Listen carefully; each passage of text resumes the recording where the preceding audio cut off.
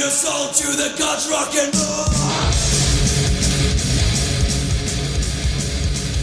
I'm here to tell you that your whole life can change in a moment. And this is that moment. And this is the word.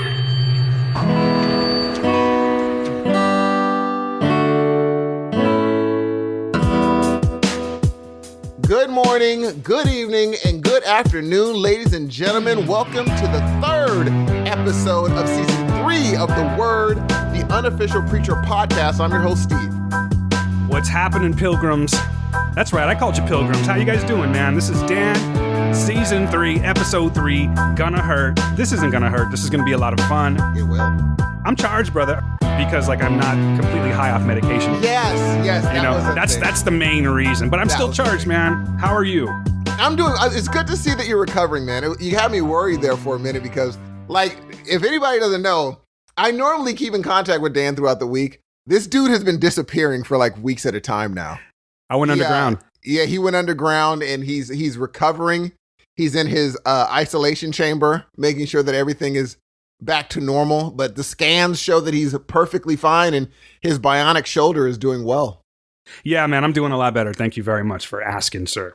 Now, if you don't mind me asking, what is your range of motion at this point?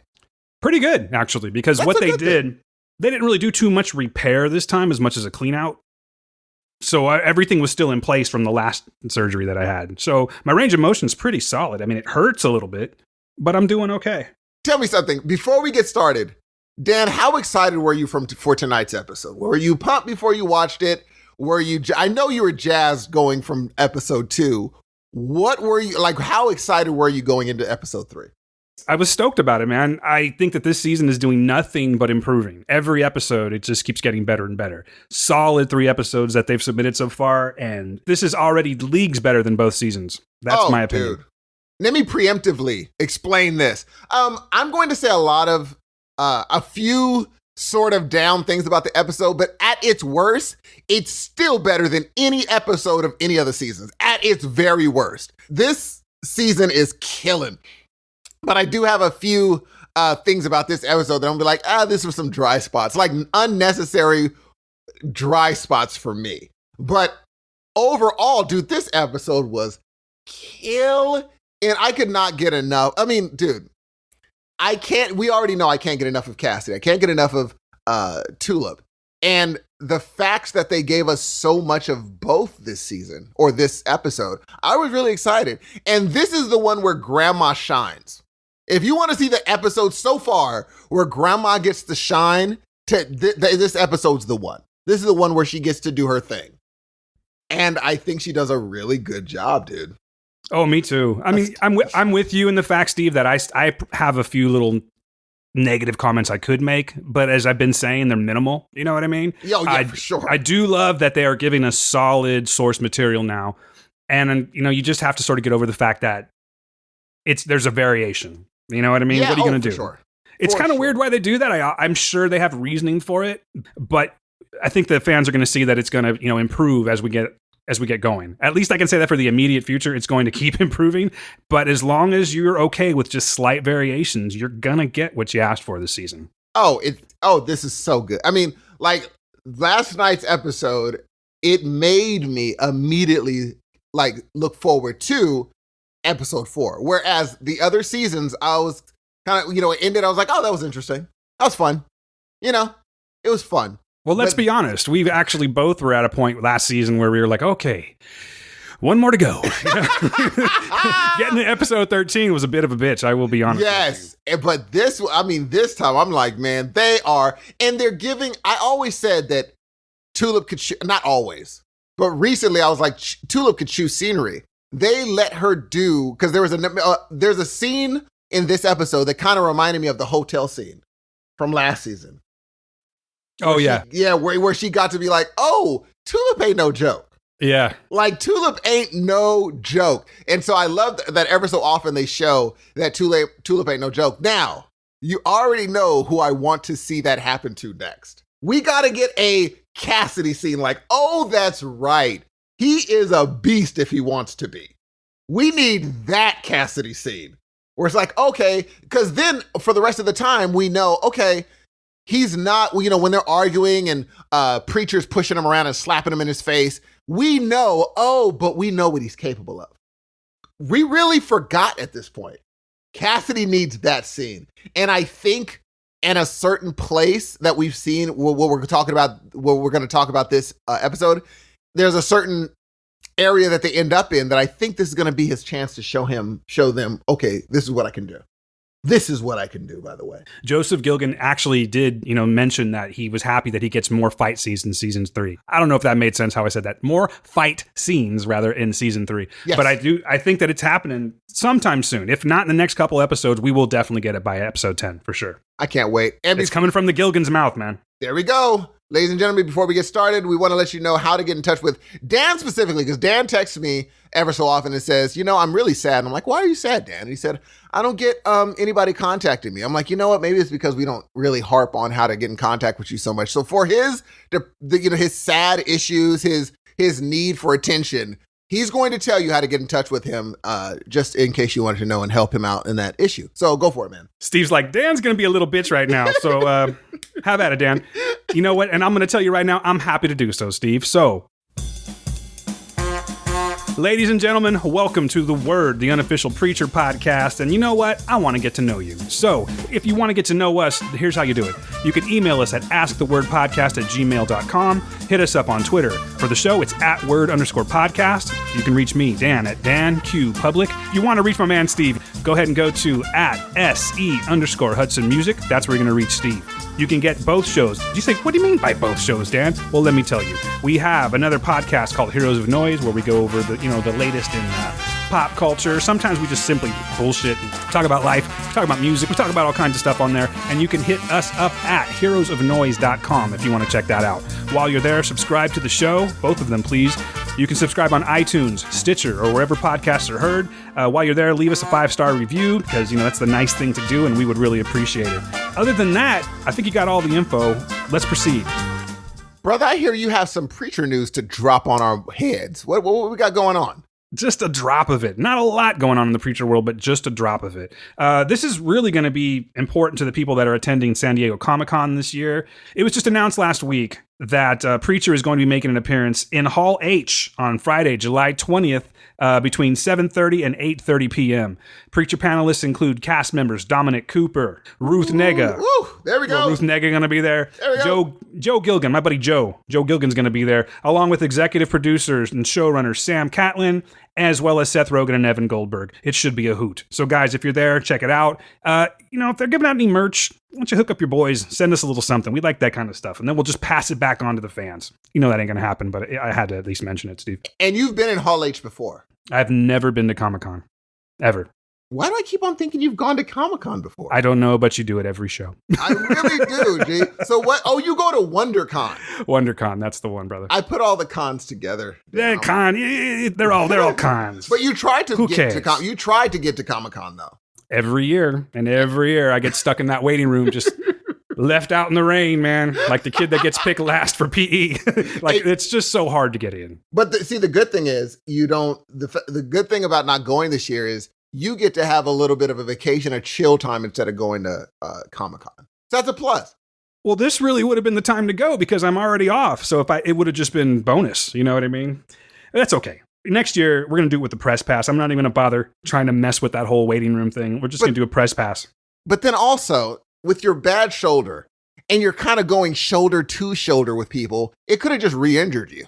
No, I think I'm good. I would be more afraid of getting the con flu again than getting my shoulder injured. See, con flu. That's why there we go. I knew there's a reason you're not going. That's not the reason, but it's definitely not a plus to get that. It sucks. I would just look for any reason, G, to be happy about not going. I feel bad that you didn't get to go and you keep on getting stuck in that freaking waiting room. So how do people do it then? You have to register on the Comic-Con website and get your name. You have to get a username and everything. And that gets you, like, for instance, to get to WonderCon, I had to register. And now that I'm registered, I always will be registered. So every year I do get a crack at doing that. And I don't know like all the specifics of it, even though I probably should. Basically, it's all the people that have gone before get priority over the newbies. And then what's left is just thrown to the newbies, and then you fight for it in that little waiting room area. That is unfortunate. It's a process, dude. Yeah, that's really, they need to do something about that. And WonderCon's starting to get that way too. Like before, it was just kind of a free-for-all. Go stand in line. You can see all the panels you want. Last year, or excuse me, the last one, I should say, they're already starting to, for like autographs and things like that. They're doing drawings now. And it's getting more and more organized. And, I'm sure it has pluses, but I'm not really feeling it. I like the free-for-all thing. Just, whatever happened to just like putting in the work to get what you want. You know what I mean? It would make sense that, because if the fact that you actually get in there and log on time and try to get tickets on time and you still can't do it, that sucks. But such is life. I mean, we don't always get what we want, right? Exactly. You know what? Here's what I'm saying. Everybody goes to Comic-Con, but guess what? I get to go to Halloween Horror Nights. You compare the two, I am actually looking forward to that, and I'm waiting for the tickets to go on sale. So if you hear of anything sooner, let me know. Yeah, I will definitely do that, man. I'll hit you. If I hear anything about Halloween Horror Nights, I will hit you up. Now, there is a person that has a little bit of new coming up. It's a friend of yours, a friend that you know very well, that you just have conversations with this person, right? I guess kinda. Yes, a little bit. She's a friend of the show. Ladies and gentlemen, I'm talking about Julianne Emery. You may know her as Featherstone. I just want to give her some props, man. She just tweeted out today, actually, that she has a new gig. Don't worry, she's not going anywhere, to the best of our knowledge. But according to Julianne Emery, let me just read it. This is on Deadline.com. Mm-hmm. It says, Catch 22, Julianne Emery set to recur in George Clooney's Hulu limited series. Congratulations, Julianne Emery. So let me read about this a little bit. Yeah. Let's give her some applause, ladies and gentlemen. Yeah. She's one of the good ones. She's a good egg. Yes. It's kind of a lengthy article, man, but apparently, let's see here. Preacher's Julianne Emery is for a recurring role opposite George Clooney and Christopher Abbott in Catch 22, Hulu's high-profile limited series. Directed and executive produced by Clooney. So she's working for Clooney, man. Clooney? I guess it's not a bad place to be, right? Working for the Cloon? Yeah, I mean, next thing you know, we'll be interviewing him. No big deal. I don't want to interview him. He's too big. He's too big, man. I like to keep it, We'll be back next week, ladies and gentlemen. I'm fucking done. Bye. Fuck this. I'm out.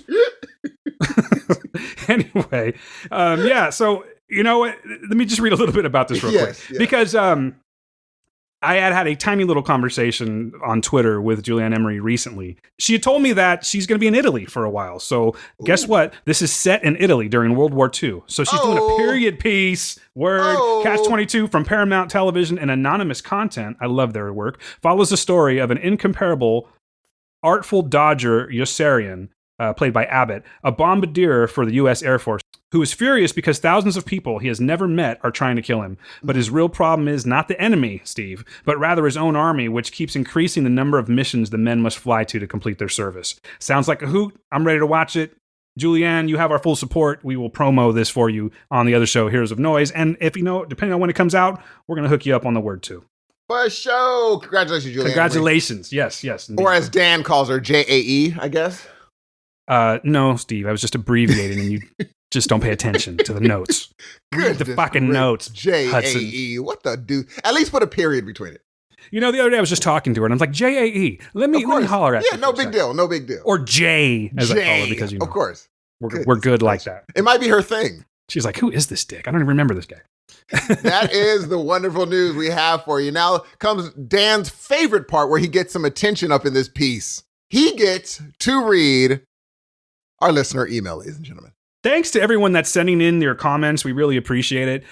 This week, we got a really long one here. I have no problem reading this. God damn it, Steve. You're breaking my concentration with the penis jokes. Gee, I think you do this on purpose. You're Michael Scotty. You purposely say...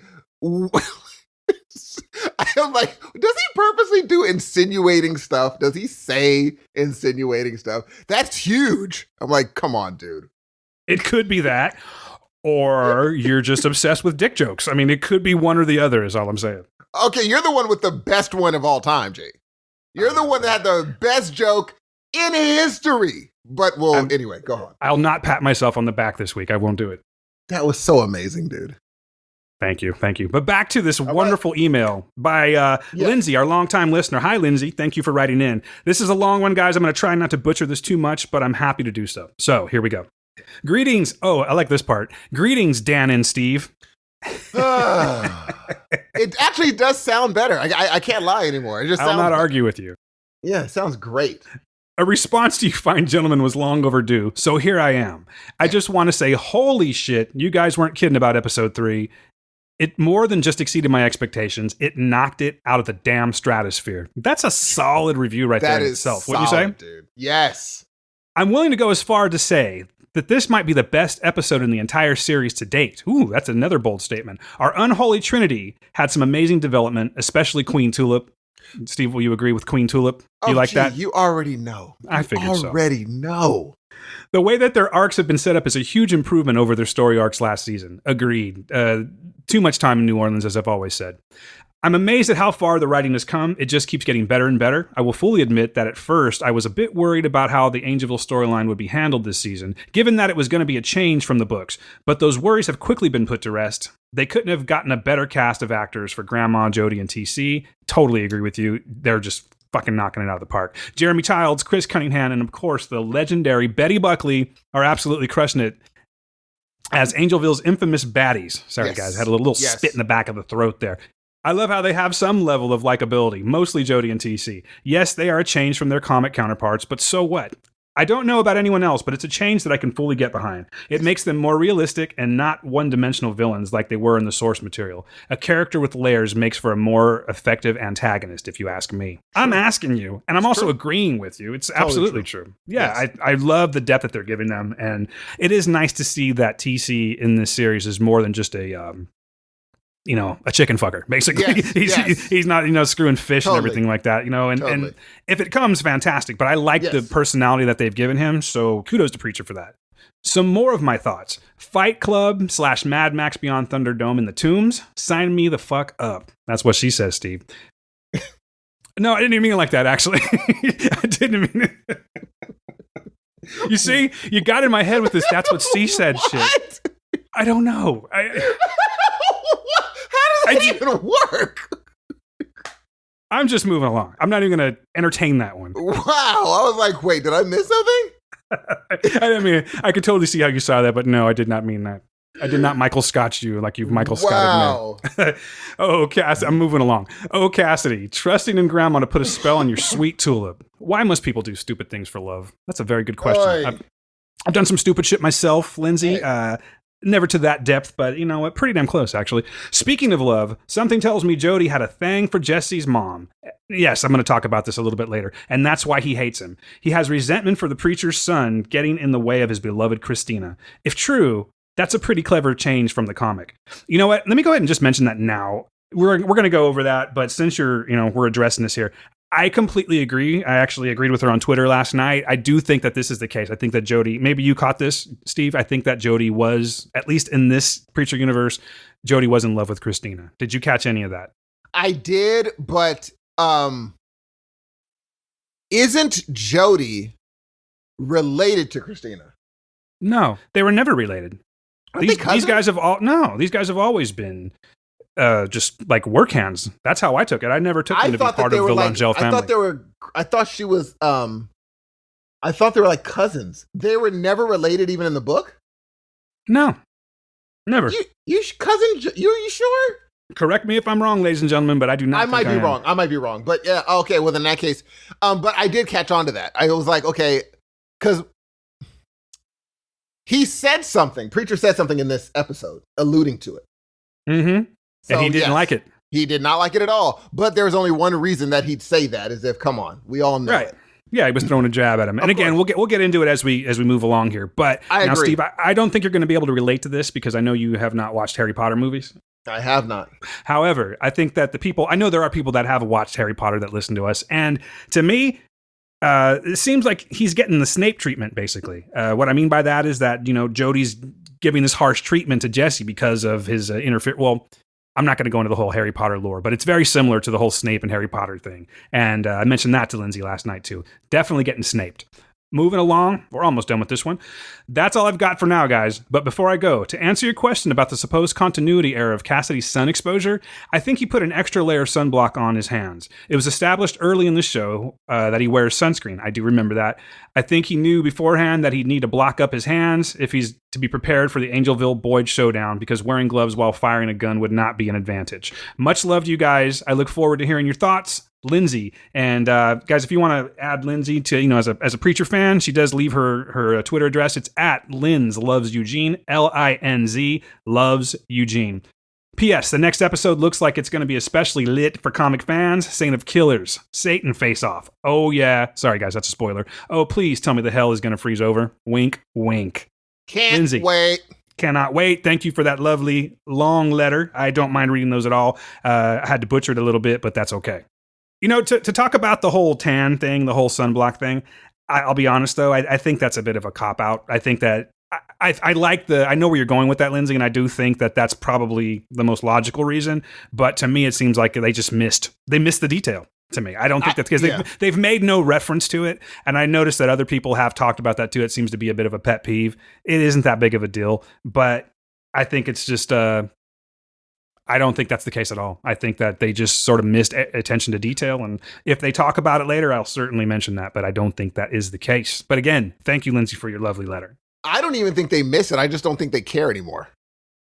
I mean, it's such a small whatever. detail. Yeah, they're like, whatever. He can walk in. Soon it's just going to be him with like a baseball cap walking in the sun. He's just in a Speedo. What's up? Yeah, he's going to be like, yeah, I'm good.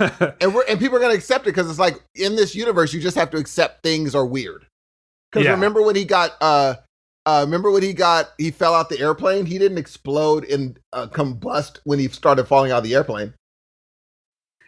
You know what? I will say, though, that it is definitely a pet peeve of mine. Like, it's bugging me every time I see it. Really? So, and I'm glad to know that I'm not the only person that it's bugging, but, you know, it's not that big of a deal. Fair enough. Thank you, Yeah, Lindsay. and thank you for giving a little attention to my concerns, Lindsay. I appreciate it. This is the time you guys been waiting for, ladies and gentlemen. Dan doing the thing he does best, and that is the breakdown for Season 3, Episode 3 of The Preacher Show on AMC, ladies and gentlemen. Here is Dan in all his glory. And now, our feature presentation. All right, guys, it is that time. We're ready to talk some Preacher. And let's talk about the Season 3, Episode 3. It's entitled Gonna Hurt.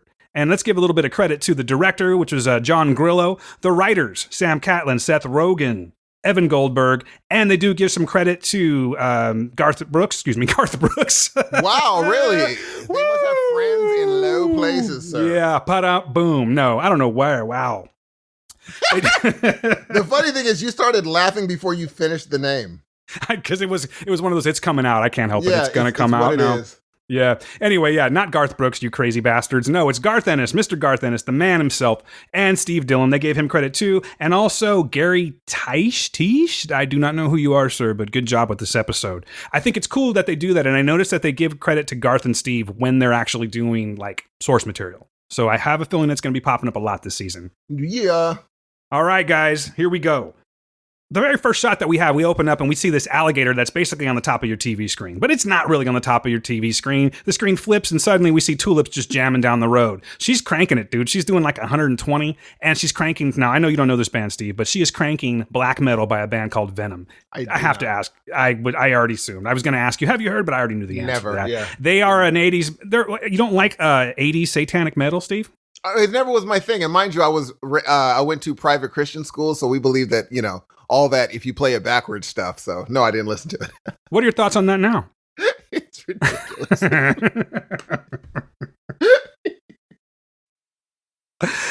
Oh God, I had to stop myself right there. Okay, yes. Oh my gosh. So to say the least. I don't believe you know who these guys are, Dan. Yeah, I used to listen to Venom all the time, man. I was big into metal. Didn't, man. I did. I really did. Did you? You knew this song? Yeah. Absolutely. Come on, Dan. I called it right when it came out. It's like, lay down your soul to the gods of rock and roll. I was like, oh, that's Venom. That's black metal. That is no.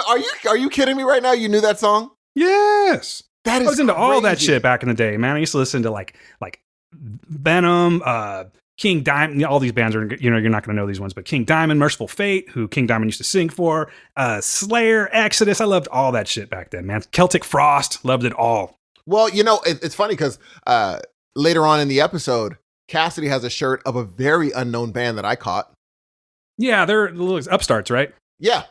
No. Little indie band. I know who you're talking about. Yeah. But I had to pull, and the thing is, I didn't want to brag on Twitter that I knew who the band was. So I left it alone. Dude, I hate to break it to you, but everyone knows who that band is. I don't think they do, Jay.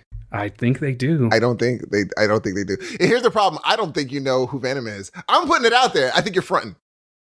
You think I'm fronting? I think you're fronting, Jay. I don't know what to tell you. I mean, did you honestly, real talk? Put it this way. If you get one of your famous Steve quizzes out there and ask me about Venom, I'm going to lose. They weren't my favorite band, but I used But to if I listen to played them. black metal, you would say that's black metal by Venom. Yeah, that's what I did. That is Steve. That's how I insane, recognized G. it. That's how I recognized the fucking song, buddy. That's insane to me, but go on.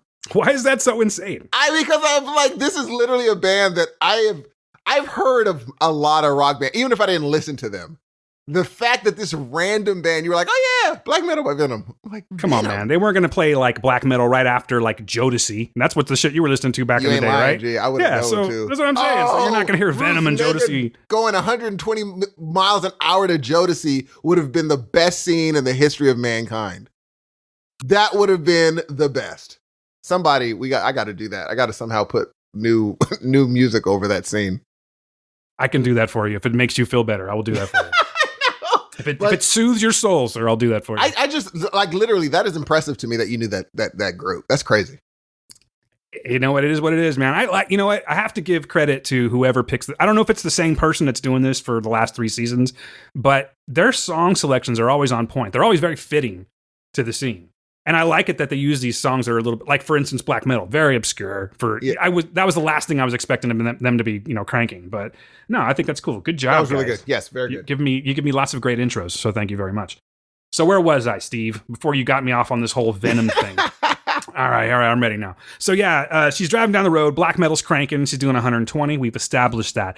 There's a Grail business card. I think it's funny that they have business cards. But anyway, there is in fact, a Grail business card that's stuffed into the dash. We see it. It says the Grail. She looks up, I should say, and she sees a sign for Junction 310 going to Butte and New Orleans. Mm-hmm. She speeds into town, Steve, and she heads straight for Guerrilla headquarters. Now, I thought this was kind of cool because, she's, the part I'm talking about where she's just driving through town. She's turning the corners all fast and everything. Right when they started filming, someone had tweeted out that, oh, hey, I see they're filming Preacher in New Orleans right now. So I actually saw that getting filmed, kind of. That is really cool. Kind of. It's not that cool, but I appreciate your energy. Anywhere Ruth Negga is cool. I don't think she was really doing the driving. I hate to hate to burst the bubble for you, sir. But it's possible, but I don't think she's doing that Tom Cruise shit. Incidentally, did you happen to notice that there's a movie coming out called Mission Impossible? I did. How can you not?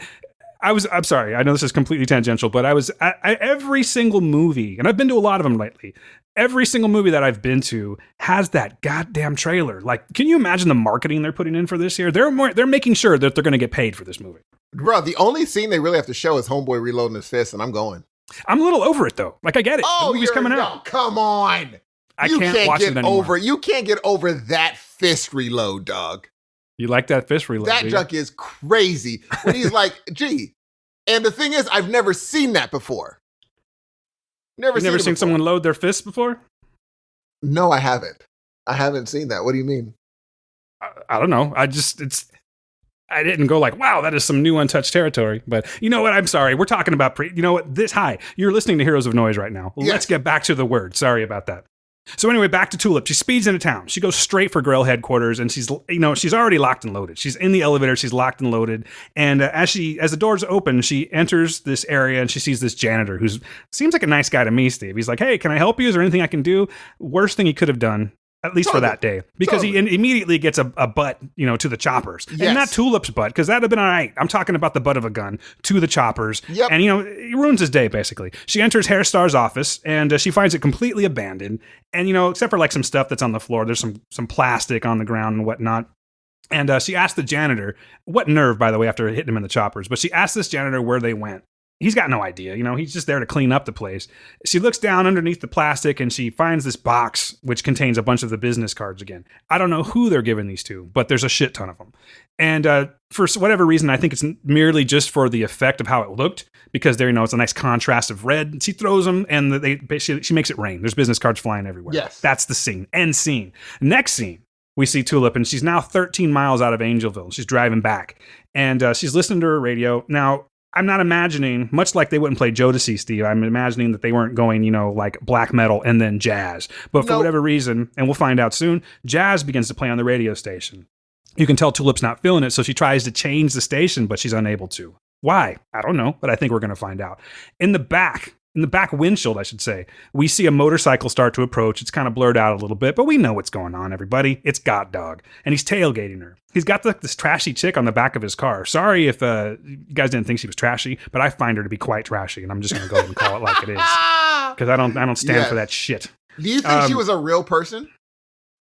What do you mean? Like, what do you mean? Was she a human being? Versus... No, do you think she's like an angel of some sort? Or do you think no. She's a human being that understands that this is God and that she's chilling with God. You got to understand, though, like if we're playing it like this is in fact God, right? Yes. Then according to season 2, God was doing sex shows in New Orleans, in a New Orleans basement. But they didn't know he was God, though. She saw him transform just now and it didn't faze her.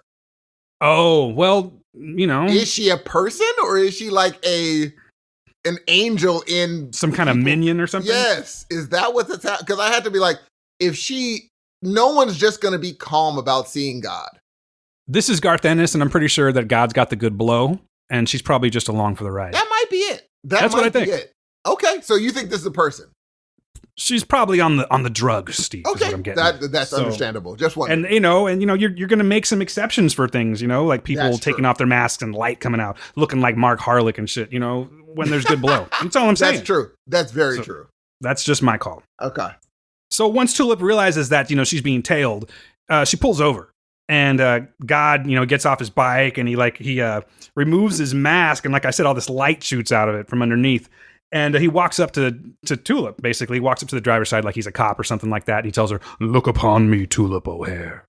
So when Tulip looks upon him, she's surprised because she's got Mark Harlick standing there. We thought we were over this guy, but we're clearly not. She tells him that he looks like fake God, and he says, "That was by design." So, God tells her that he's come to thank her. And Tulip asks, like, "Why are you thanking me? Don't you know that I have all these screw-ups that I've done recently?" Which God replies again, "That was by design." She tells him that the Grail has Jesse's soul. It's completely her fault. She screwed up, and now, the Grail's got Jesse's soul.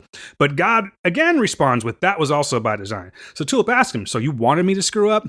And God answers, "I was counting on it." God explains that, because God knows all, Steve. Of course. You know what I'm saying? You learned a little something about that back in the day, right? Yeah. So God explains that, he gives all of his children free will. Also something you probably know about, Steve. Yep. And, some choose to do the right thing and others. And he asked Tulip, yeah, exactly. Totally. He asked Tulip, he says, "Steve, you silly goose. I gotta keep my eye on you, sir. Do you see what I'm dealing with, guys? He's wacky." I'm just a wacky guy. Of course. He asked Tulip what her father called it, when they don't do the right thing. And she says, "The curse of the O'Hares." God tells her, "Don't despair, girl, because, I'm a loving God." And then he caresses her cheek a little bit. He says, "I'm a loving God." Caresses her cheek, and he walks back to his bike. So Tulip's sitting there after he walks away, and she kind of pauses. She's sort of staring off, and then she basically wipes her cheek off with her shoulder where God touched her, as in cooties. Yes. And she gets out of the car, and she calls God out on his bullshit. But God lets her know what time it is, Steve. And, it's a little bit lengthy. I thought I would go ahead and include that as an audio clip so we can hear the lovely voice of Mark Harlick. Here we go. It is not your place to question me. I'm preparing a test for the future of creation. Oh, yeah? What kind of test? Pass-fail. And that is all you can know for now. Goodbye, there. Nah, I call bullshit. Pervy dog suit, ponytail and ear in the Harley. Her? I'm warning you, O'Hare. You're not down here for any big plan or design. You're just screwing around. Do not question me. I am God Almighty. You're an almighty dickwad is what you are.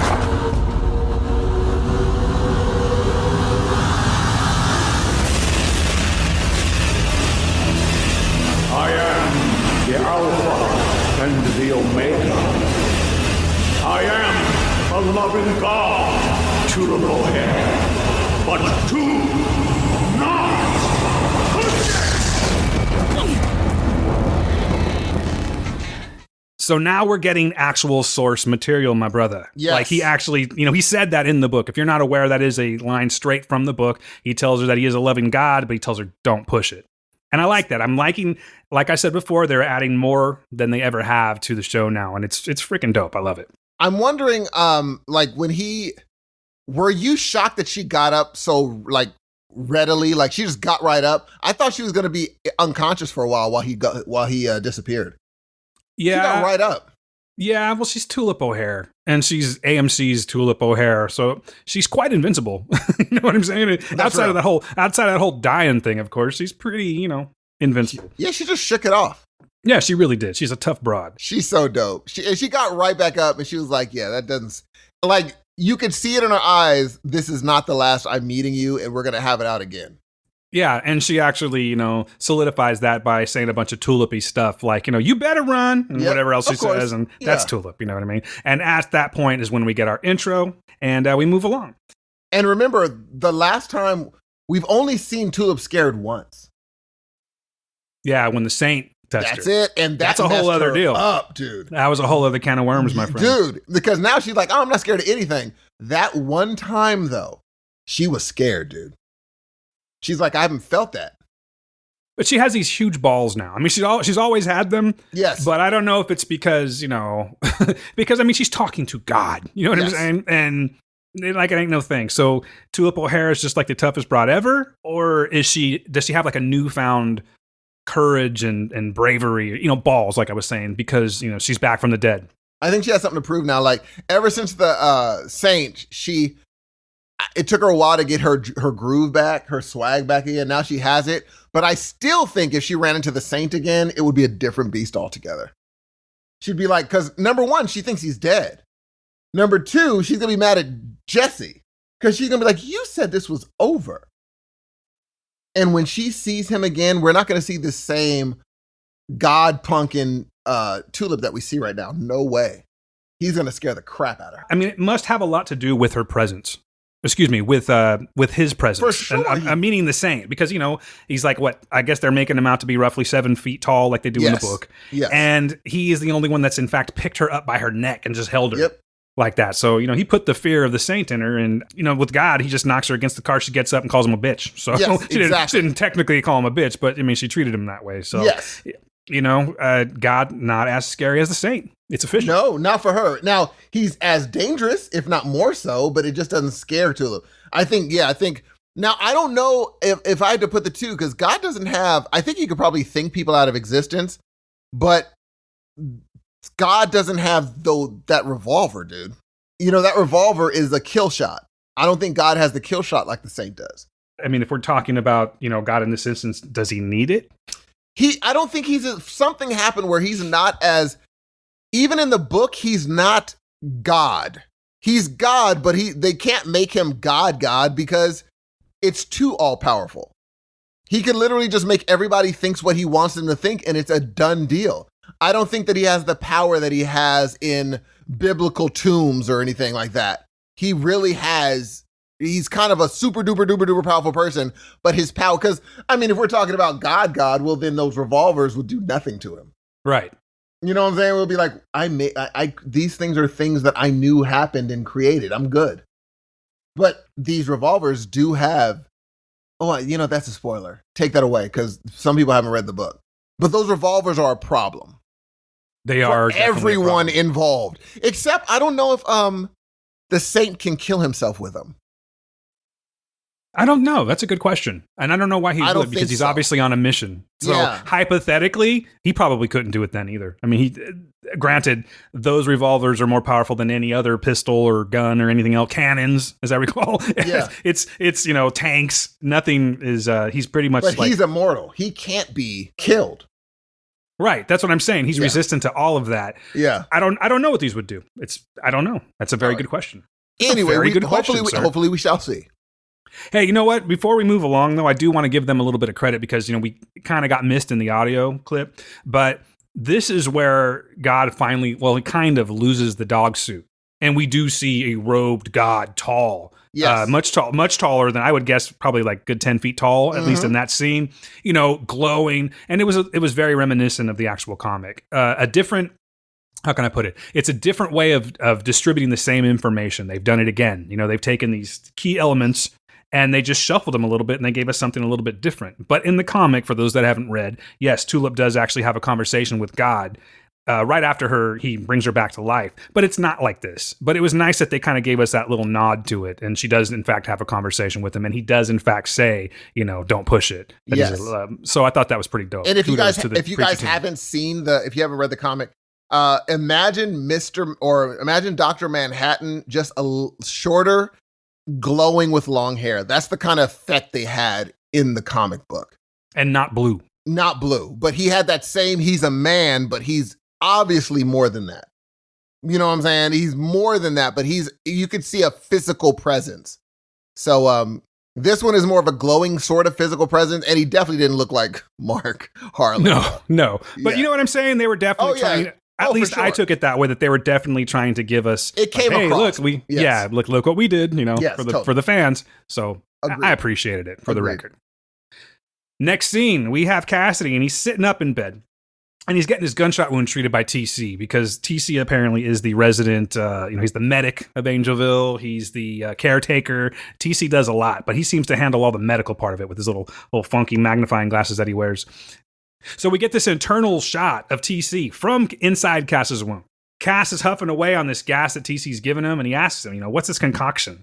And TC responds, oh, that's the numberer is what he calls it. TC explains that it is, it dulls the pain and lowers the inhibitions, and it fogs the memory. So it gets you all good and numb, and it gets you high, basically, is what he's telling him. Cass says that it's a familiar taste. He recognizes something in it, and TC runs down a few of the ingredients, which include pork bile, a lapithum. Steve, do you know what lapithum is? I do not. I do not, and I do not know the other one, which is hemlock. I've been to a bar called the Hemlock in San Francisco. I do know hemlock. Very cool place. What is hemlock? Hemlock's like a witch's. It's something supernatural. It's like a poison.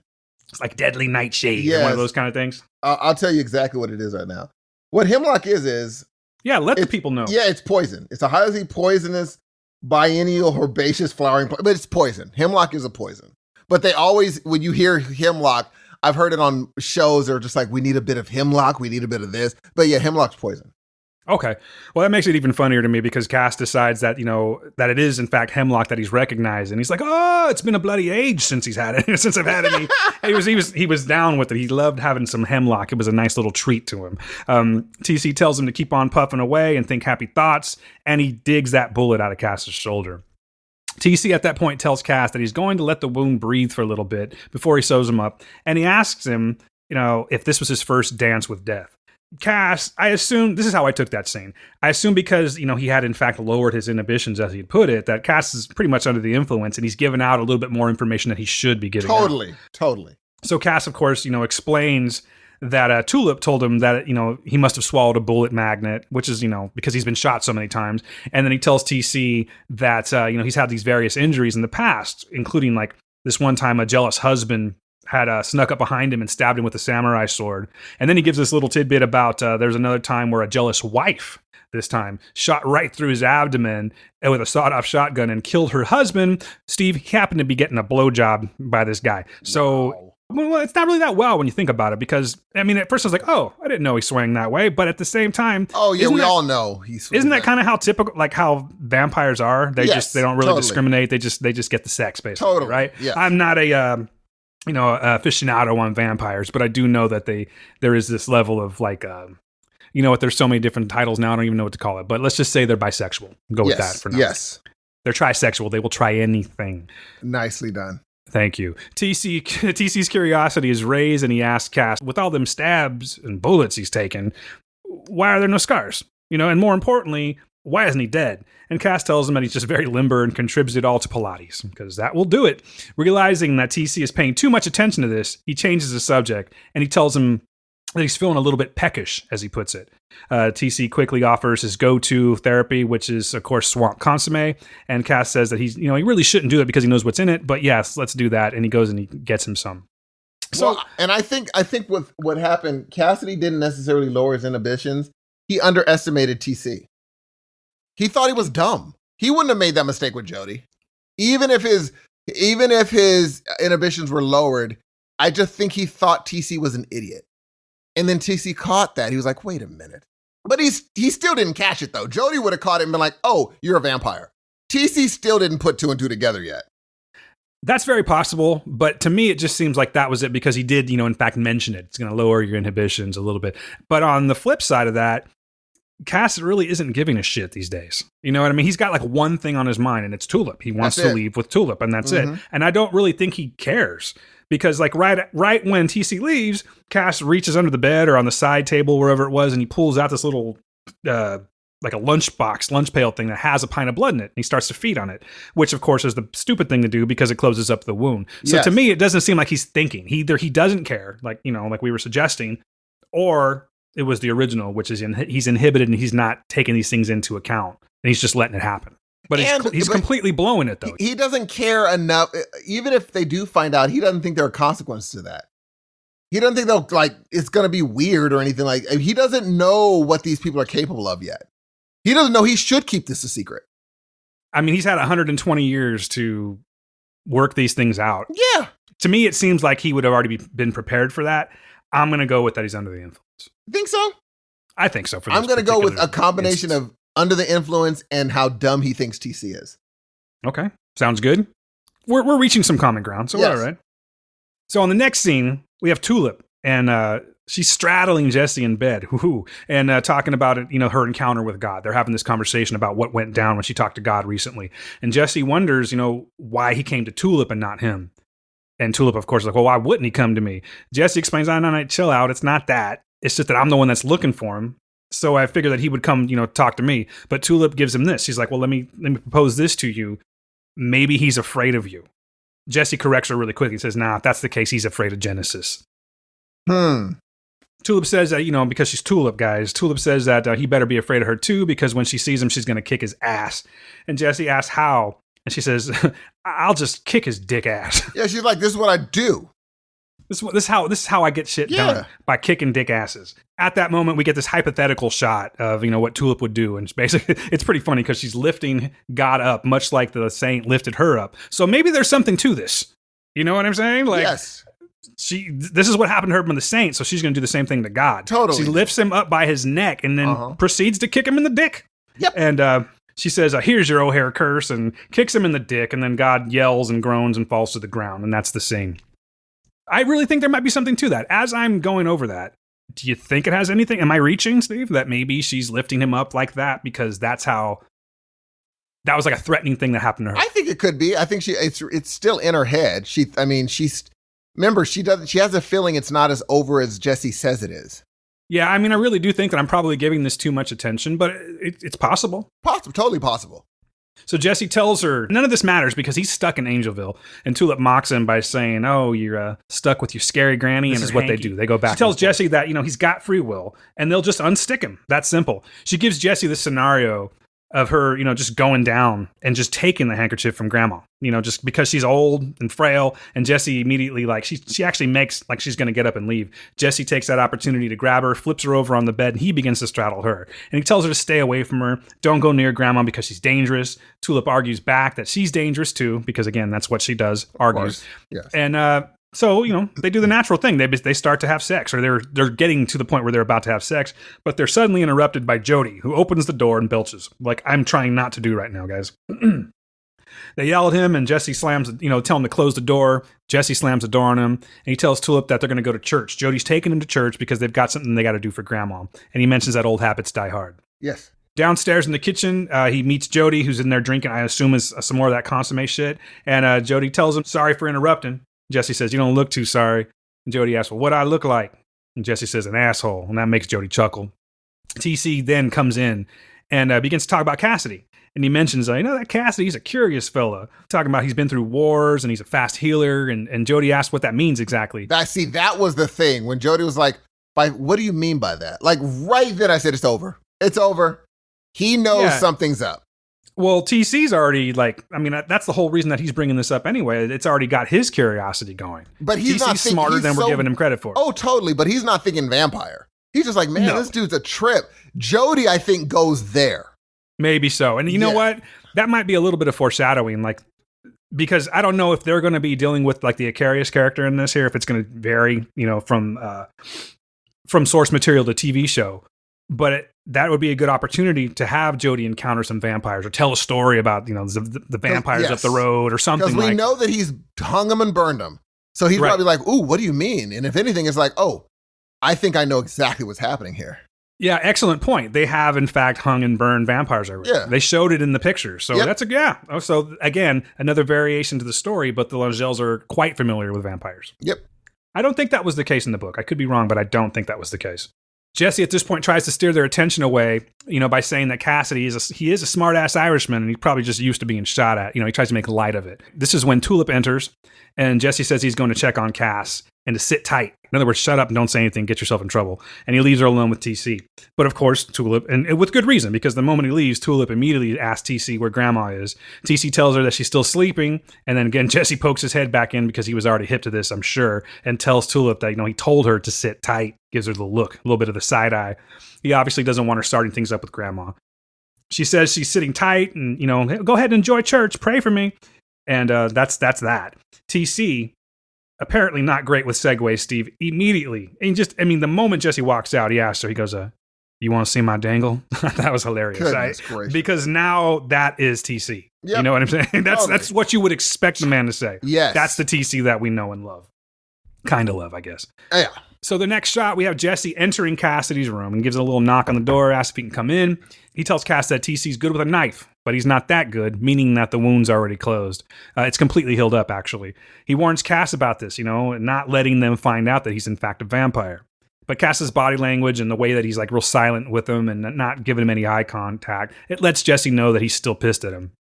This is where Jesse decides to have a heart-to-heart with Cass. And it doesn't really go that well. It starts to go well, and then Jesse, of course, puts his foot in his mouth. As normal. Yep. And we got an audio clip of that, too. So we're going to prove it to you. He gets his foot in his mouth all the time. Here we go. You're my best friend. Great. Thank you. Sorry it took me so long. It's all right. So we good? No. Jesse, come on! So you gotta get out of here right now, trust me. Jesus Christ, you'll just say anything to get me away from her, won't you? What are you talking about? It's not about her, it's about him. It's about Jodie, Grandma, these people. Yeah, your people. Jesus Christ, Cass, you're still not listening. You've seen the pictures. You know what they do here. I'm a bloody vampire at Voodoo Disneyland. I should be their main attraction, man. Magic is one thing. Monsters is something else. Oh, monsters is come on, I didn't mean that. What I meant was... You're calling me a monster. You're palling around with the fella who killed your daddy? No, I'm not palling around with anyone. I will deal with Jodie soon enough. In the meantime, you have to go. Listen to me. I'm not leaving without Tulip. Do you understand? Jesse, come on!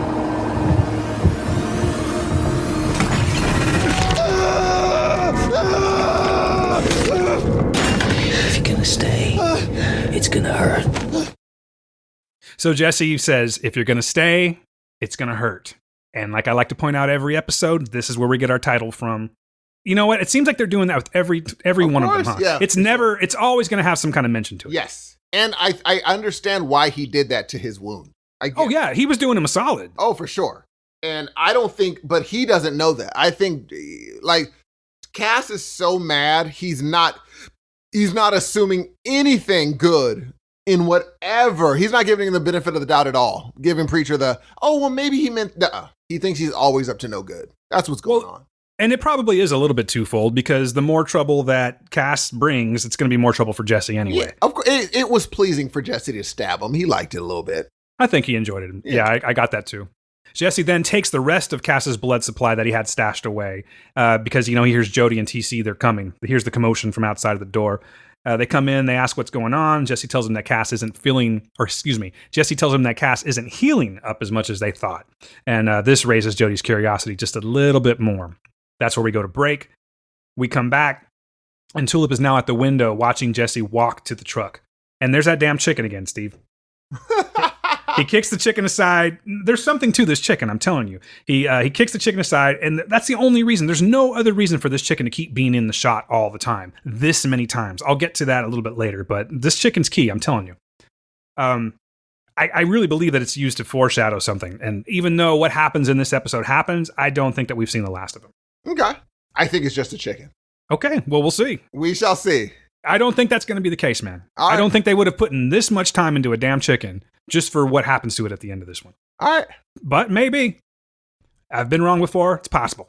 With Jesse at the truck and going away, driving off to church, Tulip uses this time as a chance to snoop around, and she goes into Grandma's parlor.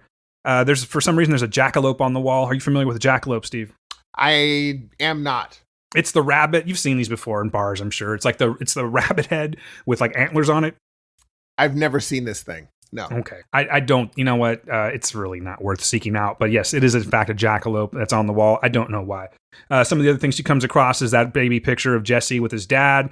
She's got the pewter vase for some reason that's full of Swedish fish as she helps herself to, which is brave when you think about it. Like, you know, you're in some lady's voodoo parlor and you just reach into this vase and find these old Swedish fish and just decide to take one. That's so gross. Yeah, that's pretty nasty. She also sees that what I call the voodoo shot glass that contained all of her, you know, her heel cells and her fingernails and all that. And she comes across this old phone, looked like a rotary phone, but I didn't even see any dials on it. And she picks it up and she hears some static, some crackling on the end of it. And then suddenly this freaky deep voice asks her, "What do you want?" And she quickly hangs up the phone. Do you have any thoughts on who this might be? I don't know, but it did. The only thing it triggered in me was the fact that people don't like Grandma. That's a plus for them. She's not a loved person. So people at that little apartment complex don't like her, and whoever picked up the other side of that phone is like, what? They know it's her and they don't want to hear from her. So if they get rid of Grandma, no one's going to be looking for her. And that's all I was thinking. No one's going to be looking for her. I'm thinking there's more to this. I'm thinking that we're going to find out rather soon. Okay. And quite honestly, I think, well, you know what? I have thoughts about this that I'll talk about on the next show because I don't want to ruin anything. But I think I know exactly who this is coming from. Fair enough. So after she hangs up the phone, she keeps snooping around. She tries to open up this dresser. She comes upon this dresser that has multiple drawers in it. It's locked. So she grabs something to pick the lock, and when she opens it up, she does find that it's just, you know, drawer upon drawer of a bunch of the blood-stained handkerchiefs that they're using for what they're calling blood compacts. She closes the dresser up, and her attention is suddenly drawn to this container that's on the ground, and you hear this little, as, you know, there's some liquid that's dripping into this container, and it's coming from this tube that is underneath this blanket where we see this like mound of something on the, I think it's like a chaise lounge or something like that. Naturally, she goes over to it and she checks it out, and she tries to reach underneath the blanket to see what's going on there, but this arm and a hand falls out with red fingernails on it. Startles her, because it would scare the living shit out of me if something like that happened. I'll just be honest with you. I'm just assuming, because there's really no other reason for this here, but, you know, with the knowledge we have and where she's at, it seems to be Grandma. And we're going to come into this more because I'm still trying to figure out why Grandma is, if not immortal, then aging this well. You know what I mean? And around this long. I'm sure this whole process has something to do with it. That's just there's no question. And it's funny because I think it's a deal of some sort, because the blood compact is some sort of, it's an obvious deal with something greater than themselves. Because when they were saying blood compact, I was like, what the crap? Is that a thing that they just invented? And I looked it up. But it's an old ritual from the Philippines where they slice their wrist. It's to seal an agreement or a deal, and they slice their wrists, pour the blood into a wine glass, and drink it. And but it's an agreement. So I'm like, a blood compact. It's an agreement with the person, Grandma, but then the person, Grandma, and who? Because Grandma doesn't have that sort of power. Right. This brings me back to the phone. And again, I'll leave it alone for now, but I think it'll make more sense next week. Okay. If anyone saw the preview, I know what you're talking about. Then that's where I'm going, and I'll leave it at that. So you think I don't really want to ruin it. Yeah, because that's what I was saying. Like the blood, them naming it that was not an accident. They're like, no. It's an agreement. Because I thought it was going to be like a blood, what do we call it? A blood, like a bond or something like that. But like, I had never heard blood compact. I was like, is that some sort of New Orleans slang? And I looked it up. I'm like, oh no, they purposely did that. That's an agreement between two parties. But I'm like, what agreement are they? How do they make an agreement with someone that's able to do this? And Grandma can't in her own power do this. So who else? And you're right. It's whoever was on that phone. And, you know, again, this strays away from the source material, but going the way we're going, and after seeing that preview, I'm led to think it's only one answer to that. Well, we'll find out. Maybe I'm wrong. We shall see, yes. We shall see, most definitely. Once she sees that hand fall out like that, Tulip just dips. Like, she's gone. I'm telling you, that would scare the shit out of me. She's gone quick. She ends up back in the hallway where she has this weird, awkward encounter with TC. So TC tells her that, Cassidy's doing okay. He's got him sewed up and watered. And he awkwardly walks past her. He's not making any eye contact, like I said. She calls back to TC at this point. She gets this idea in her head, a very tulipy idea. And she says, "Yo, TC, about your dingle. I've changed my mind." And then we get this like orchestral music in the background, and TC gets this little sheepish grin on his face. This leads us to the next scene, and we are now standing in front of South Parish Baptist Church. The sign outside reads that there's a Huffers Anonymous meeting going on today.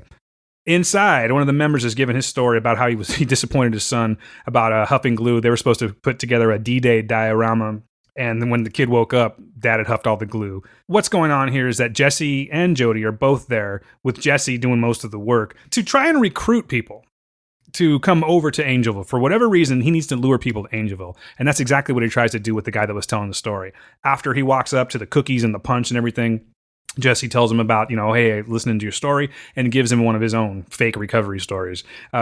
He's trying to lure this guy to Angelville. He tells him that they're back in business, that they're open again, which the man gets really excited about because he asks immediately if the tombs are open. Jesse shuts that down really quick and tells him that the tombs are still closed, but he still suggested he goes to Angelville because if he wants a good sober spell, he needs to go see Madame Angel, but the man says he's not having it. And if he wanted that kind of thing, that he would have just gone to Madame Boyd anyway. Once Jesse gets back to the truck, he tries to play a little bit of mental chess with Jody, and I just figured I would go ahead and put the audio clip in so you can see where I'm coming from. But this is also getting back to what I was saying earlier at the top of the show, that I do, in fact, feel that Jody had some love for Jesse's mom, and this is why. Here we go. Audio clip coming at you. Doesn't it bother you driving me around? Doing the same old shit for the same old lady? After everything she's done to you. And to my mom.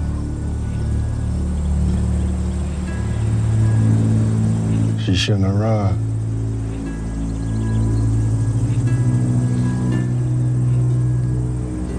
Help me get out of here, Jody. No, don't do it for me. Do it for Christina.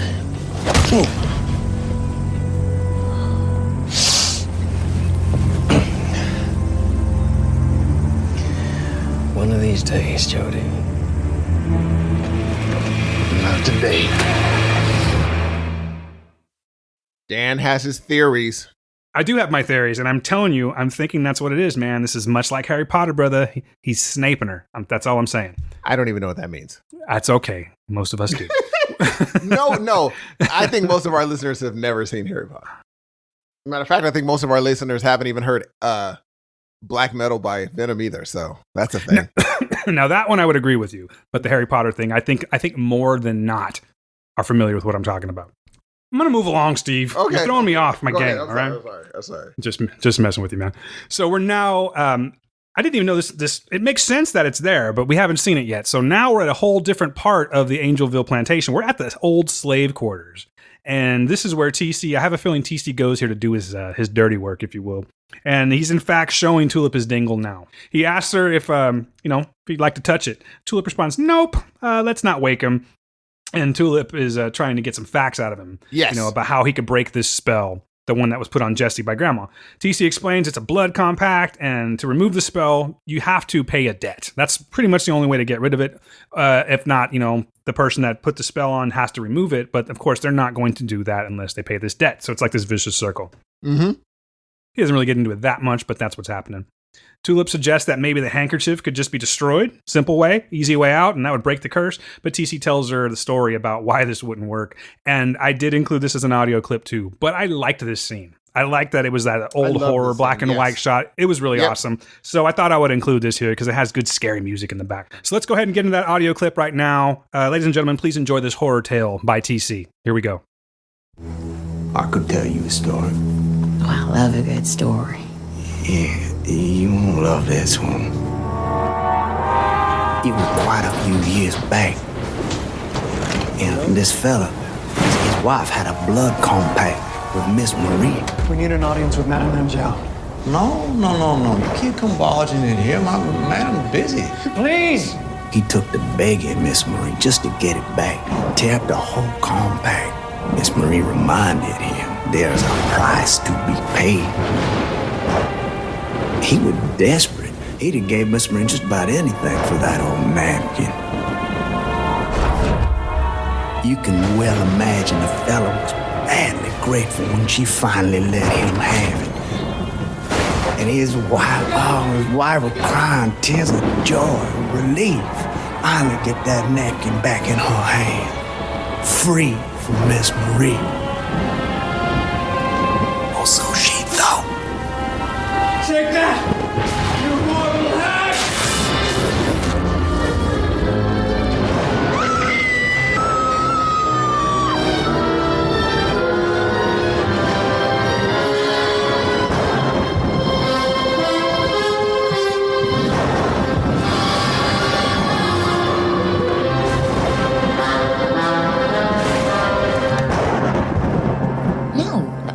No, but you said that the guy paid off his wife's debt. No. That fella, he paid a lot of money for an 89-cent clothes, but the debt is only paid when Miss Marie says it is. Now, you let me show you my dingo, Miss Tulip, and I really like you. So, here's a friendly warning. I understand you want to help out Jesse, but if you're thinking of messing with Miss Marie, don't. Do you think this happened? What do you mean, like in real life? No, like, I think like it did this actually. Oh yeah, go you down. mean like TC's? Yeah, because TC's like, well, I could tell you a story. Yeah, I think that it happened. I think it's a retelling of a story to him, and it's sort of the truth, but that's not how it happened. Like it's just been distorted over the years. Yes, totally. Because the way they shot it, it didn't happen. Well, break it down for me. What do you mean by that? As in, they shot it in a way that it's more of a horror noir sort of thing. That it didn't really. This is sort of a horror thing. This is a story that has been told and told and told, but it probably didn't happen the exact way that TC's telling it. But she's getting it from a great source because TC only knows what Grandma tells him, and he literally regurgitates what Grandma says. You can't do that unless this. That's true. I see what you're saying. Yeah. Like the facts are there, but it's been painted to be a much greater, scarier story because of how it's been passed down and conveyed to him over the years. Yeah, that totally. Makes sense. Yeah. And I'm not saying that. I'm saying like if it were true, they would have made it so that maybe the light was softer or something happened to tell you it was a dream sequence or something like that. They literally made it a horror scene, meaning maybe it happened, maybe it didn't, but it probably didn't happen like this. This is just what he's been told. So he's regurgitating it. And I don't even think Tulip bought it. She's like, oh, come on. Maybe she did die. Maybe there were consequences, but she wasn't ripped in half. That means that they couldn't even then if you crumple the handkerchief, she should be crumpled then. Because she died because he ripped it in half. She was ripped in half. It's not the way it happened. I mean, I really can't argue with you. I have nothing to really go off of, but I will anyway. What the hell? I do think that it's this. I'm going to go ahead and say that it did in fact happen. Okay. But again, it's just got that whole noir thing, like you mentioned on it, just because of how I will agree with you that it had been passed down and glorified, if you will. You know what I mean? Like really expanded, and that's the tale that he's telling her. But I think that all of the essentials are there. I think the lady did get ripped in half. Here's what I wouldn't be surprised. Now, this isn't going to happen, but hypothetically, like later on, if they retell the story and she falls in front of a train and it sliced her in half, I'd be like, that makes sense. But in TC's mind, she just got ripped in half on the spot. Well, in this universe, man, in the whole Preacher universe, comic or television, more so television, I wouldn't be surprised at all if this happened. You know what I mean? Like, there's just crazy shit that goes on all the time. Totally. So. I just don't see Jody retelling that story. Jody would be like, okay, because if he told the story, I'd believe it. But I don't see Jody telling the story the way it is. He'd be like, she died. I don't think he'd be like, and then she was ripped in half. No way. Maybe. I hope they come back to it because that would be kind of interesting to see if it was just his perception of things, his memory, recollection of it. So anyway, TC tells Tulip that, since he likes her, Steve, because, after all, she did touch his dingle.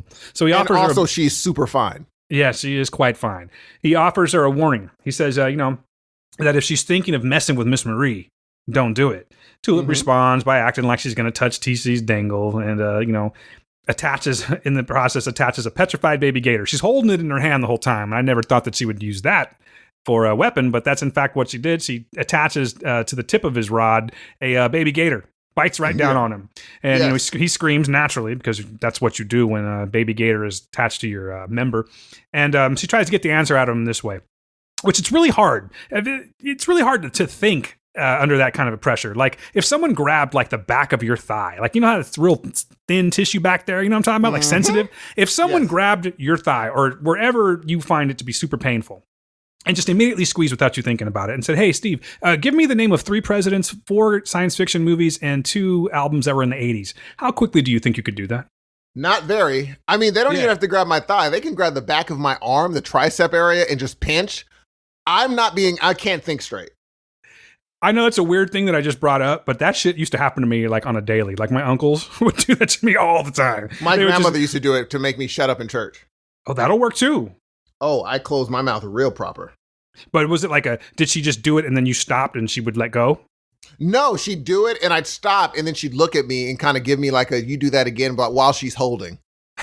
So she's just like, I have you like this. Don't make me squeeze any harder, but I'm going to be holding you the entire time. Now, with me, it was my uncles would literally just come up and do that. They would just grab and hurt. I mean, they were cool as hell, but they would just pinch me really hard to where it just took every bit of like concentration out of my head. There was no way I could recall the things they were asking me to do. It's quite effective, actually. Of course. Don't do that, ladies and gentlemen. Don't do it. It's not nice. This was the 70s. Things were different back then. It was a simpler time. You could abuse children. That's when it was fun, when you could do these things and not get in trouble for it. The good old days. Yes. Yeah, but that's basically what he was telling her, is that this isn't going to happen. There's no way. He was trying to tell her this with an alligator mouth around his dick, basically. But really, what he was trying to break down to her is that Grandma's not going to break this spell. Don't mess with Grandma, because bad things happen to people that do. And, if you don't have any magic that can reverse this, then you're pretty much shit out of luck. But, of course, Tulip refuses to accept it. Of course. And another thing happened where she was talking to him and he caught on to what she was doing. He's like, oh, I get it. Yeah, that's right. I see what you're doing. Like, it took a second. It took longer than most people. Like, Jody, not keep on, but I'm saying between the two of them, Jody would have caught on to her shenanigans immediately. It wouldn't have taken this long. But it took a while because it was this question after question, and TC was like, oh, okay. Yeah, and matter of fact, I think that's when he said, I think that's when he actually said, well, I like you because you touched my dingle, so I'm going to give you this warning. But he wasn't going to offer up the info. Nope. So do you think that this gator that was hanging from him is kind of a nod to the comics? Like, in other words, the writers are like, well, this is as good as it's going to get when it comes to anything involving TC's dick. Totally. I have a feeling that's what they were doing right there, too. Mm-hmm. But we'll see, because, there's plenty of fish in the swamp. There's no way they're going to do that. I don't think so either. But I'll laugh if they do. And I'll give them crazy props for it. I would die. You know how they say that you can say fuck one time in a series? Yes. Right? Isn't that like per season or something like that? You can say fuck once? I think it's on movies for a PG-13. Even like on... Okay, anyway. What I'm getting at is I would rather them go with something with like the fish than get a fuck out of the series. I would much rather. Yeah, that would be really funny. I think hopefully they'll do that. With Seth on board, it's possible. You never know, dude. So now we cut scenes again, and this time we have Grandma sitting in her parlor, and Cassidy knocks on the door, and he enters, and he is rocking. Now, you had mentioned this before, Steve. He's rocking a sweet Journey Tour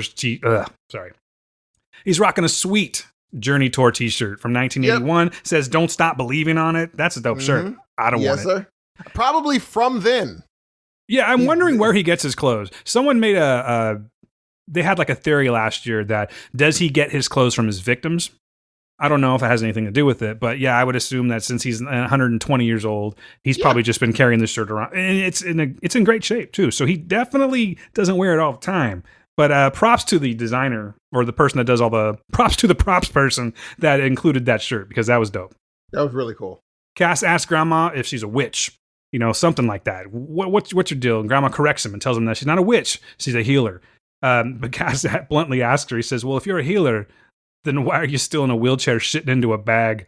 She gives him that little look. Totally, yes. And he's like, oh, he can tell he kind of like probably shouldn't have gone there. And he kind of says, well, what I mean by that is, and he corrects himself. But she tells him that she's working on it. And she's like, but that's not why you're here to see me. Why'd you come to see me? Cass tells her that the real reason why he's there is that he wants to go ahead. It's been ever since she put it into his head, it's been floating around there. He tells her that he wants that love spell. And he says that he's not leaving without it. And that's just a real quick scene. The next scene gives us Tulip, and she's sitting in her car. And we don't really know this yet, but we find out very soon, so I'll go ahead and tell you now. She's sitting outside of Madame Boyd's. And she's sort of wrestling with the idea of whether or not she should bring her gun or not. She takes it from her glove compartment, puts it on the seat, puts it back on the glove compartment. She does this a few times. And now I thought that she ultimately decided not to bring the gun, but we'll get into that in just a little bit. She ends up getting out of the car, and she starts walking over to Madame Boyd's. We're back now, and we see Cassidy. He leaves Grandma's parlor, and what's he got in his hand? But he's got a little spray bottle now. He gives it a spray to prove that it's a spray bottle. So now he does, in fact, have the love potion, and he's going to use it. What I love about what Grandma did to Cassidy in that room was he said, I'm a good guy. And Grandma said, yes, you are. Like she reassures him that, oh, no, this doesn't mean you're bad. Yeah. Of course you're a good guy. You deserve her. You're not a bad person. And it kind of helps. Like if she would have said anything else, if she would have said, are you though? Over with. He's like, you know what? Never mind. I don't want this freaking potion. But she's like, of course you're a good guy, insinuating you deserve her. You're a good person. It all equates to what can I do to get you to take this broad away? And I just have Jesse. Because that's all I don't, she already said, I don't give a shit about her. Nope. She doesn't give a shit about Cassidy. She's helping him out to get, an ends to her problem. It. Yes, you deserve her. You're a good person. Insinuating that he's not. You are. He's not. He doesn't deserve her. Why shouldn't you have her? It was just so slick. Yeah, she's totally playing with his head. Of course. She's done this for a while. She knows what she's doing, Steve. Yeah, because when he came in, she said something to the effect of, but that's not why you're here. Why are you in my office? Yeah, you're not here just to make chit-chat with me about my shit bag. Oh, no. Let's get to why and she knew why he was there. She's like, why are you here? You want to pull on this thing? Take a whiff? Tell me how my serotonin is? Because they're like, last time you were here, you were chewing. The thing is, she dropped the fact that he could have it in the first part when he first was in there chewing on the hot peppers. Yeah, she was just planting seeds at that point. I can do that thing. Not saying you want this thing, but I can do that thing. But that's also betting on Jesse screwing up. Grandma bet that Jesse would screw up enough for Cassidy to want Tulip. He's like, oh no, he's not a good enough person for Cassidy not to want to do this. Jesse's a screw up, and he will screw up enough that he comes back into my office and asks for this, for sure. She knows him as Jesse Langell. She knows how he is, and she knows his weak spots. You know what I mean? Yep. He is not a good friend. He's not. And so she'll know he'll be a not good friend, and you will be back here. And sure enough. And she's just giving Cassidy the lip service because, like I mentioned before, she's already well aware of that whole group dynamic. She knows what's happening. Of course. And it's sad because all Jesse had to do was be a good friend and a good boyfriend. And no one's going back in her office. But Grandma knew that Jesse is incapable of doing that. He can't. And so she just waited. So right after Cassidy does that little test spray, with good timing, of course, Jesse and Jody enter, and Jesse asks why he's out of bed and where Tulip is. Cass tells him that he's just going to get something to eat, and Jody makes a comment again saying, oh, the smart ass is on the mend again. So he clearly knows that something's up. He's smarter than TC, so he's probably already well aware of what's happening here. And I'm sure you're right, Steve. I think he's familiar. Once you put it into perspective of that picture was on the wall, so they've already done this before, he's like, oh, we got ourselves a vampire. That's it. Grandma then calls Jesse into the parlor, and this is where Jesse explains that he and Jody had hit all the old spots, but Madame Boyd apparently has a lock on the town. She's got the business side of New Orleans locked down, and Grandma's like spitting into this jar and telling him that, It's so gross. It was really nasty. She wasn't even trying to make it. She was just, and it was just hanging off. Just, so nasty. Fuck it, it's got to go somewhere. Yeah, ew. But there's like a specific jar there. She's missing this.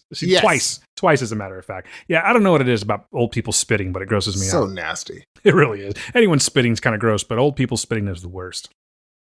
Grandma tells him that it's going to take a little bit of time, for him to undo all that he undo. Do you hear me? It's going to take him time for him. Steve is going to say anything, Jay. Steve is going to take some time. It's going to take some time for him to undo these things. Undo.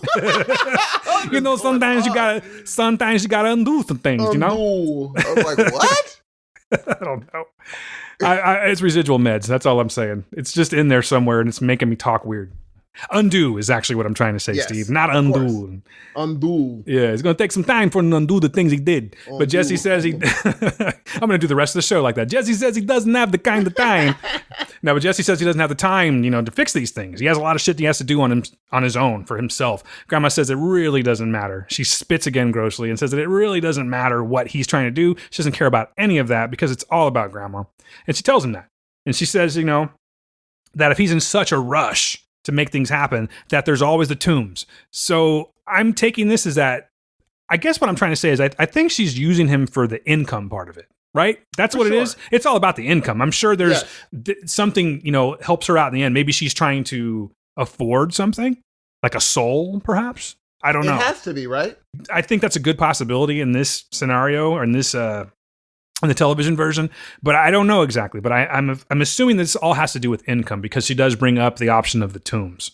Jesse he shuts this down immediately, and he proceeds to get the shit slapped out of him. Grandma just cold cocks him right across the face. Yeah. And then I found it weird. She slaps the shit out of him, and immediately hands him Swedish fish. I guess that makes the boo boo better when you have the Swedish fish. Ladies and gentlemen, if you do get slapped in the face, have a Swedish fish, because you're going to feel a lot better about it in the end. Candy makes everything better. It's a little PSA from The Word, the Unofficial PREACHER Podcast. Gross. Have you ever had a Swedish fish? No, I don't even know what that is. It's like a gummy candy. Oh, no. I have no desire for those. And I have gummy worm. Is it like gummy worms? I would imagine so. I don't know how that shit works. It's all just gummy candy, but I have had no desire to try those. Those are the sharks either. They gross me out.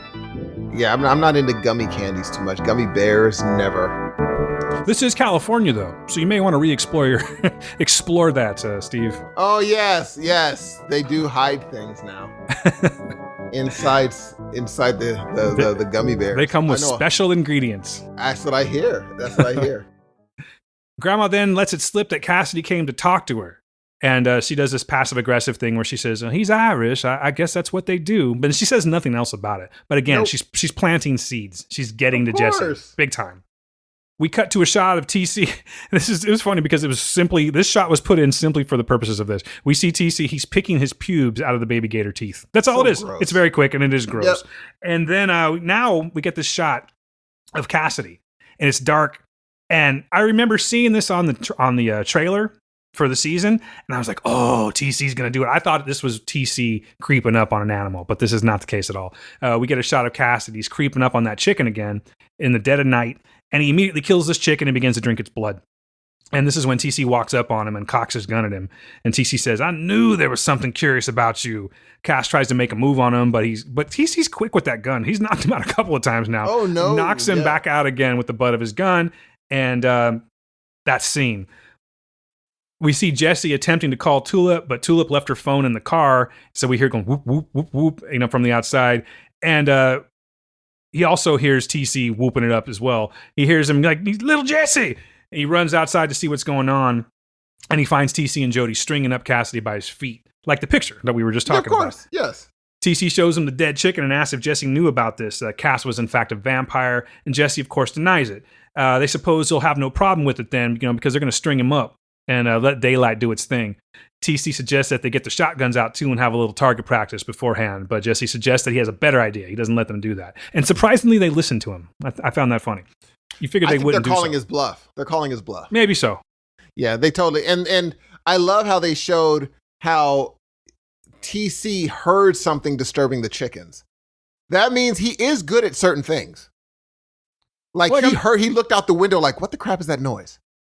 Who messing with my chicken? Exactly. And he ran out immediately. I'm like, so they are a dangerous duo when two of them are together, because they can seek out, and one can hunt and the other one can do terrible damage. Yeah, like they just make this one terrible person. Yes, a terribly scary like if you tried to run away from them in the swamp, you're not getting away. they're going to find you. They're just going to be shooting for no reason and laughing and shit. Just making Exactly. Oh, that sounds terrifying. Did you ever see a movie called Southern Comfort? No. It's basically about these Army Reserve guys that they're doing this mission in the swamps of New Orleans, and they have this one guy that fucks up everything, and he ends up like shooting off his gun to scare these Cajuns that are along the riverbanks or the banks of the swamp, and he ends up accidentally shooting one of them, and then it causes the Cajuns to just like attack. It's terrifying, but that's kind of like, you just don't do that. That's what I immediately thought of, and I think I'm scarred because of that movie. But just picturing someone running in the swamps from these Cajuns that's that are terrifying. just laughing. That know the area, yeah, that's all bad. There's nothing good about that whatsoever. I think I'm going to watch that movie now, by the way. Anyway, sorry, I'm babbling. We cut to a sign. It says London Lodge on it. And now we know that this is actually the name of, because I figured it was a hotel. It looked like a hotel. Yeah. This is where Madame Boyd kicks it. This is her spot, London Lodge. We see Tulip in the waiting room reading a magazine, and this woman enters the room with a man and tells him, that his debt's now paid. And she says that he's hardly going to miss it. So I'm assuming that he's talking about the souls. Of course. She greets Tulip, who introduces herself as Mamie Pomerantz. And then she explains that her boyfriend, Rich, got himself stuck. See, here's the thing. I know what she's doing here, but she's thinking that she's pulling one over on this woman. Of course. But, she's given this woman all of the key words. Like, oh, no, you're clearly just leading her back to Angelville. This is how I took it. Yeah. She's telling this woman that her boyfriend, Rich, got himself stuck in Angelville because of a blood compact. Again, key words. She wants to know if Madame Boyd can, give her a workaround. And the woman asks, credit card or Apple Pay?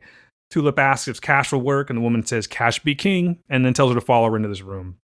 Once she's led into this room, she's noticing that there's a man in scrubs that she's seen the soul vials before. So she sees this guy putting a soul vial into this briefcase that says Bank of the Bayou on it. And she also notices that there are men everywhere with, guns. They're all on guard. She's led into this other room, and she sees this frail woman in a hat seated in a chair before her. She can't see her face because it's really dark. She's in the shadows. And Tulip begins to tell her the story. She repeats herself all over again, but things don't really go as planned. The woman basically recounts the story, and she says, so this is what's going on. And instead of saying that her boyfriend's name is Rich, the woman just tells her, like, oh, so Jesse did this? And Tulip, she knows she's caught now. She's like, oh, no, it's Rich. But the lady calls her out real quick. She tells her, no, your boyfriend's Jesse Langell, and that's when shit starts to go down. And is this the scene you were talking about where Tulip does her thing? Oh, yes.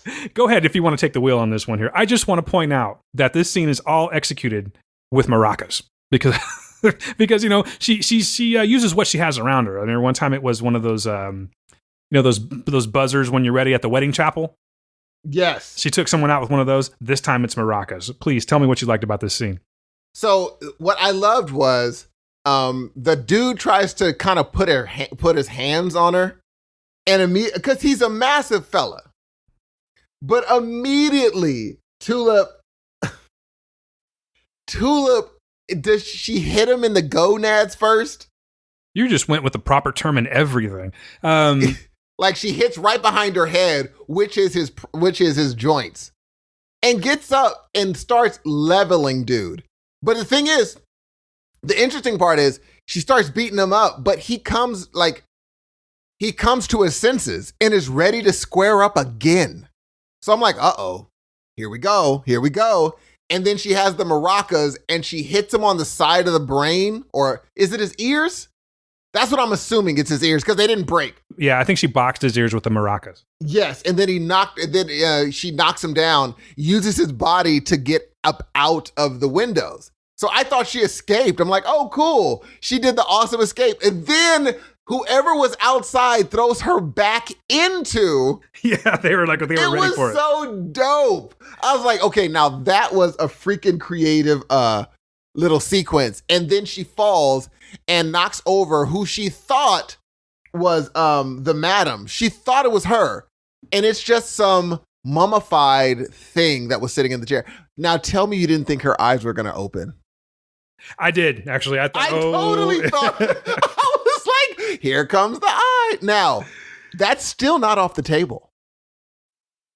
I don't know if her eyes could open. Dude, later on, because it's not dead enough looking. And she was there for a reason. I mean, that's the thing about the people at Preacher. They don't just put something in and then not explain it. It'll come back eventually.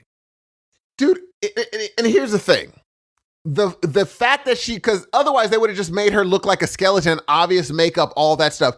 This was a person in makeup. Do you agree or you think no? No, I don't think so. You don't think it was a person in makeup? Nah, I think they just made so, dog. I'll have to look at it again, but I'm thinking it was just somebody just did a model of a mummy. Did she look as skinny as Homeboy from Seven? You're making me pull up references that I haven't seen for a while. Because when he started coughing, I almost left the theater. Oh, yeah, that was freakier than shit. I forgot about that. He looked dead, bro. Well, let me ask you this. Do you think that mummy is actually Madame Boyd, the real Madame Boyd? I do believe so. And I don't think she's dead. You know what? Like I said, they don't do these things for no reason. I have a feeling that I think we're just going to see a whole bunch of crazy shit this season. And I'm so excited about it. Because that's great. I don't care if that's not in the book. If that's Madame Boyd and it's a mummy, I do want to see her come back. It just makes for good TV. Now, would you be in the camp thinking that there was a fake Madame Boyd that she just put there for fun so that people would talk to her? And so say, no, I'm the girl, the woman is really Madame Boyd, but the old mummified person is just a person she put there as a prop? Would you think that or no? Well, to be honest with you, I think that might in fact be it. Okay. I just like the scenario of it actually being Madame Boyd. You know what I mean? Because then who else is she then? Who is that random person? You talking about the woman that greeted her or the person in the chair? The mummified. Yeah. Who's the mummy? I said, I think it's very possible that it's just a ruse. And that's why she's offset in the back in the shadows is that so people will talk to her. And that this other person who we are thinking is Madame Boyd is getting the real information from them as they're like, look, she's like scoping them out, watching body language and listening to what they're saying because they're not giving her any attention. They're just focused on this mummy or mannequin, whatever you want to call it. So I don't know, man. It could go either way. I do want to see that thing's eyes open up, though. That would have been great. Oh, for sure. And then at the end of the scene, Tula looks, she's like, you're Madame Boyd. And she's like, she's like, oh no, I know who you are. She's like, she turns to Tulip and Tulip could have shot these people the whole time, right? Right. She didn't because she's good with her hands, man. And she wanted answers. She wanted answers, dude. Yeah, she didn't go there just to end it off and have to. I mean, I don't think she was planning on dipping in the first place. She wanted to go in there and get her answers. Exactly. And she did this quick, freaking super fast, quick draw on her. And she's like, how do you do? Yeah, that was dope. Oh, she's like, you're Tulip. And she kind of like did the thing like, yeah, I'm Tulip. And everything you heard about me is for real. You know what, though? That scene right there confused me because, like I said earlier, it looked like she was wrestling with the whole gun thing. Like, I'm not going to take it in. Oh, no, I'll take it in. No, I'm not going to take it in. And it looks to me, I actually went back and watched, but so if I'm wrong, then I just wasn't paying attention. But I, specifically went back for that. It looked to me like she left the gun there. So she must have just had another one. Secondary. Yeah, I think it was she just had one. You always got to carry two for situations like that. I love how it's just like, oh, I know you're Tulip. And then she pulls the gun. She's like, how are you? Yeah. She wasn't going to do none of this silly bull crap with her. But the problem is, I don't think that's going to matter. These, when you have these little powers, guns don't scare you. When you have little deals you've made with the dark side, do pistols worry you? I don't think so. Well, not when you can bring people back from the dead. We know that to be, a thing. That is not. And then also remember the whole time that she's fighting with the bodyguard, the madam is not worried at all. No, she's just cool. She's like, oh, you think this is a thing? No, I'm not tripping on you. This is not a problem for me. So it's like one of those tropes. Not that they did this, but it's like could be like one of those tropes where she's just watching this all go down and like rolling her eyes and looking at her watch. You know what I mean? Like, okay, let's get to it. Or, all she's thinking get this is out like, of your system. Oh, she's like, how much is that window going to cost to fix? Yeah. She's not even tripping on this whole. And the thing is, I don't believe that that Tulip understands the depth of weirdness that she's actually in now. These people are not normal, run-of-the-mill, pull a gun on you, you're scared people. It's just not. And so I think Tulip is going to come to that realization fairly quickly here. Yeah, I agree. I think she's seen a lot of things in her life, but she hasn't seen anything like this. This is all like brand new to her, Yeah. So that was my favorite scene of the episode, easily. They know how to do it, man. Like I said last time, they know how to create a fight scene. So good. And they always make her badass. So good. Steve, we're at the last scene. Boo. You'll get over it, buddy. Don't worry. There's always next week. It is the last scene, in fact, and we see Jesse walk into this dimly lit room, and in the foreground you can see, or in the background, I guess you can see all these various figures that are standing in the shadows. And Jesse says, "Welcome back to the tombs," and we hear some whooping and hollering. And we get, of course, for confirmation, of course, we get our first flash of the screen, which is the last scene, is the tombs goes across the screen like that. And we now see that these men are all, the ones that are gathered in the shadows are all huffing glue. So apparently Jesse, he's not as rusty as he thought that he was. TC enters, and it sounds like he says something like, what do you say? Something like, "Don't forget your face," but he hands him a top hat. And I actually looked at that. I looked at the subtitles. It did say, "Don't forget your face," but I have a feeling that's not what he was saying. I'm going to give you guys an audio clip right now because I think he does say that. Because when he puts that top hat on, he changes. He just calls it his face, like in other words, like this is your character, like his persona or his character. Yes, yeah. Don't forget this. Okay. Anyway, as soon as he put that top hat on, it was almost as if it changed immediately. Yeah, he just like completely flipped and went into this character. You're right. Totally. So he probably did say that. So once Jesse gets a top hat on, he goes off onto his new character speech, says we're calling it, like he goes into character and he gives them the spiel. And here it is in the last audio clip of the episode. Here we go. Welcome, you sick sons of bitches. Tonight you will see two merciless monsters fight, as if their very souls were on the line. Pedophile science teacher versus a backstabbing piece of shit vampire.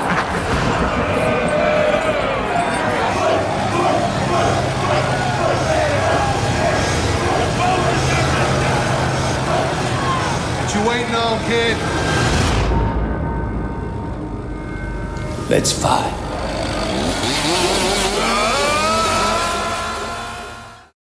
So what did you think of that scene, man? Now we have ourselves. This is where you may end up getting your Cassidy that you wanted to see. Well, that was the end. And I think here's what I thought we were going to get a Cassidy, but not to do any spoilers, but when we saw the previews for next week, I didn't see Cassidy getting his Cassidy on. We're going to have to wait and find out and see about that, man. No spoilers. I mean, I don't think that's what's going to I really don't. I don't think he's going to get it because only from the previews. Now, I saw his shirt didn't have a bunch of blood on it because Cassidy would have been covered. What Cassidy is able to do is a problem, dog. It's a problem what he can do. And I'm looking forward to the next episode because if he doesn't get his Cassidy on, I'm not gonna be like super disappointed, but I'm gonna be like, okay, if they didn't do it in the tombs, when does he get his Cassidy going then? This is prime. Now, the only thing that gave me a little hope is on the preview, it said, then I'll do it myself. And I'm like, ooh, is Jody going to fight Cassidy? I think Jody's going to end up fighting Cassidy. And if they don't let Cassidy go Cassidy, full on Cassidy, the only time he's going to is when he's fighting Jody. Because he's going to have to. Jody picks up trucks and almost squashes it on people's faces. The only person as strong as him, if not stronger, is Cassidy. So Cassidy's going to be like, look, I don't want to do this, bruh. I don't want to do this.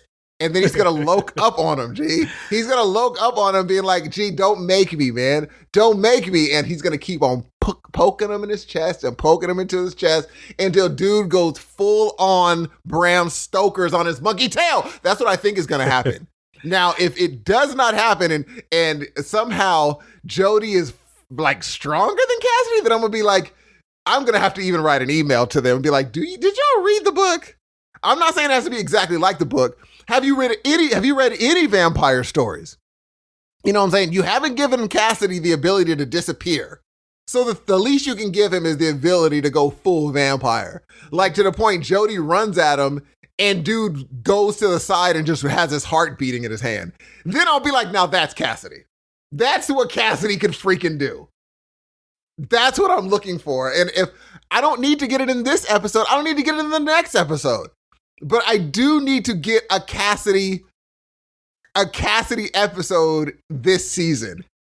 And if they don't do it in the tombs, I just don't see when they can then. And so that's what I'm looking forward to. And I can't wait. I really can't wait. I'm really looking forward to it, man. All right, guys, this is the last shot.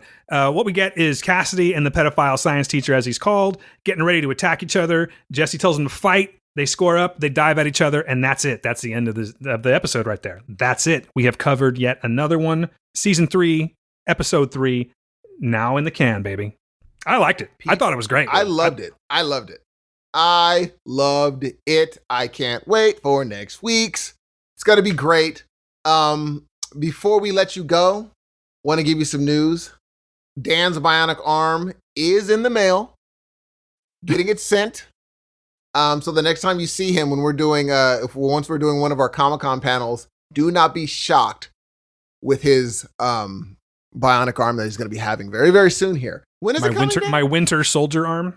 Yes. That should be here, and so I'm very excited. I didn't really want to pay for the priority first class, and I'm going to go ahead and take my chances. I did get a tracking number on it, but I figured it'll get here on time. I'm hoping it's going to be here by this time tomorrow.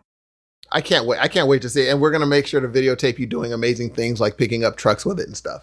And before we leave, let's give you a way to get in contact with us. Why not? I'll go for it one more time. Hey guys, what's up? Dan here again. And if you want to reach the show, please don't hesitate to email us at askthewordpodcast@gmail.com. Feel free to send in your voicemails there too. That's fine. Just start talking into your phone and hit send and we get it. We'll play it on the show. I'm looking forward to that. I hope you guys do so because I do want to, I like hearing, especially when I'm talking to certain people, I want to hear what your voices sound like. So do us a favor. Let's do that. Hit us up on Twitter at @word_podcast. You can reach me, Dan, at DanQPublic. You can reach Steve at SE_Hudson Music, and you can hit us up and get everything in a one-stop shop at www.heroesofnoise.com. Again, that's our other podcast. Speaking of the podcast, feel free to add that one too. Subscribe to it. It's called the Heroes of Noise Podcast, and usually we're weekly. We've been off for the last couple of weeks, but we're coming back strong next week. And with that, that's really about it. Oh yeah, and by the way, subscribe on iTunes, and please, please, please leave us a 5-star review. We love that stuff. It helps us grow. Thank you very much, guys. That's it. God bless you all. We love you. Can't wait to see y'all or hear from y'all or read from y'all in the coming weeks. This is it for me. Peace out. Hard to follow that, but I'm going to go ahead and say it one more time. My name is Dan Ramirez. Thanks to each and every one of you that has downloaded the show and has continued to support us. Thanks for writing in and playing along with us. It's a lot of fun. We look forward to this every year. That is it for me this week. And as I say each and every time, thanks for listening.